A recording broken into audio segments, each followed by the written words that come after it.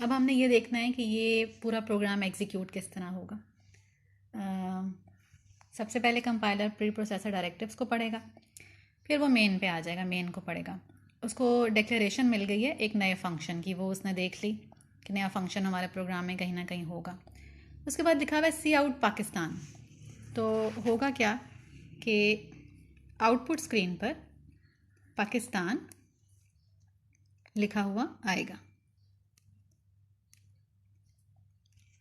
उसके बाद पाकिस्तान लिखने के बाद उसको ये भी डाल लेते हैं /n, ताकि स्पेस जो है हर दफ़ा नीचे हो जाए। यहाँ भी डाल लेते हैं।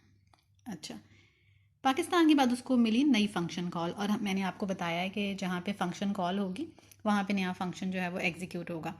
तो यहाँ पर जब वो आएगा, इस लाइन पर जब कंपाइलर आएगा तो यहाँ पर वो एग्जीक्यूट करेगा इस फंक्शन को, यानी वो इस फंक्शन में चला जाएगा।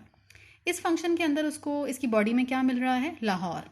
दैट मीन्स कि उसने पाकिस्तान के बाद लिख देना है लाहौर। उसके बाद वो चला जाएगा वापस, फंक्शन एग्जीक्यूट हो गया, नया फंक्शन। फिर उसको मिला है एक नया सेंटेंस सी आउट पाकिस्तान। अब वो लिखेगा पाकिस्तान। तो आउटपुट स्क्रीन पर आपको इस प्रोग्राम की आउटपुट इस तरह नज़र आएगी, पाकिस्तान, लाहौर, पाकिस्तान। अच्छा, थोड़ा सा चेंज करके देखते हैं ताकि थोड़ी सी बेहतर समझ आए। इस पेज पे आप दो नई चीज़ें सीखेंगे।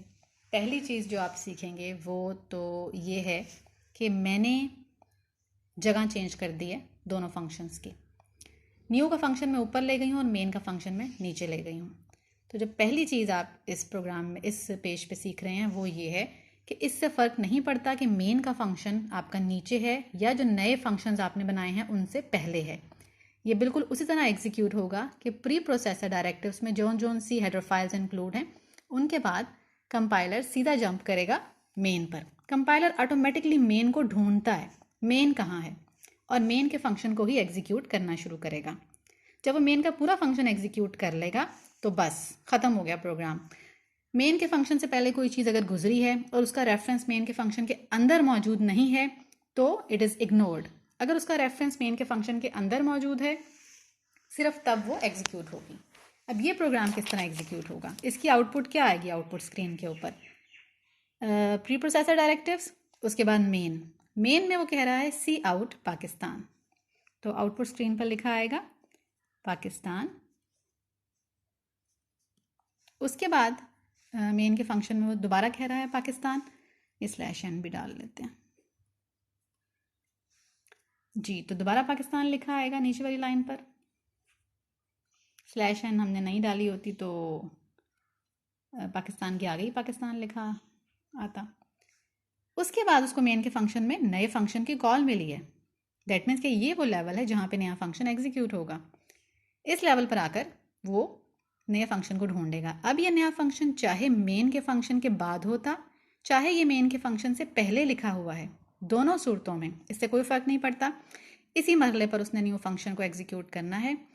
उसने न्यू फंक्शन को ढूंढा, वो उसे यहाँ मिल गया। न्यू फंक्शन के अंदर एक ही स्टेटमेंट है, दैट इज़ लाहौर। तो अब आउटपुट स्क्रीन पर लिखेगा वो लाहौर। तो ये हमारे प्रोग्राम की आउटपुट आएगी। जिस जगह पे हमने नए फंक्शन को कॉल किया, नए फंक्शन की जो बॉडी है वहीं एग्जीक्यूट होगी।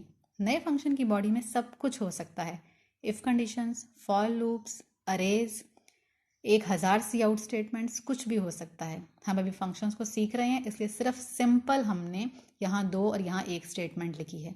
नए फंक्शन की बॉडी में बहुत कुछ हो सकता है लेकिन उसको कॉल करना ज़रूरी है मेन के फंक्शन में। तो पहली चीज़ आपने जो सीखी है वो ये सीखी है कि जो भी आप फंक्शंस बनाएं वो मेन से पहले भी लिखे जा सकते हैं, मेन के बाद भी लिखे जा सकते हैं।